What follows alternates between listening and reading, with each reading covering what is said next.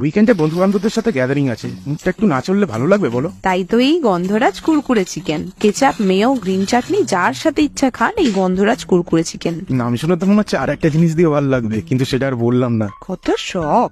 500 থেকে 600 gram chicken breast নিয়েছি, একদম হাড্ডি গুড্ডি সব বাদ। খুব সরু সরু করে কেটে নেবো। ভিডিও স্কিপ না করে খুব ভালো করে দেখে নিন তো কি করে কাটছি। লম্বা লম্বা সরু সরু স্ট্রিপস, নুডলস এর মতো। গন্ধরাজের ফ্লেভার দেওয়ার জন্য এবার এটাকে কিভাবে ম্যারিনেট করছি দেখে নিন। 1 চামচ কাঁচা লঙ্কা বাটা, 1 বড় চামচ আদা রসুন বাটা, স্বাদ মতো নুন, 1/2 চামচ গোলমরিচ গুঁড়ো, 1 গন্ধরাজ লেবু শুধু সবুজ অংশটা ঘষে দিয়ে দেবো। যেই দেখবেন সবুজ জামা ঘষে গিয়ে সাদা স্যান্ডো গেঞ্জি বেরিয়ে আসছে, সেমনি থেমে যাবেন, না হলে কিন্তু সব তেতো হয়ে গুবলেট হয়ে যাবে। যে লেবুটা ঘষে ঘষে ছাল চামড়া ছাড়িয়েছি ওটারই রসটা নিংড়ে চিকেনে দিয়ে দেবো। ভালো করে মেখে চটকে খেয়ে নিন। হি ইয়ার্কি ছিল।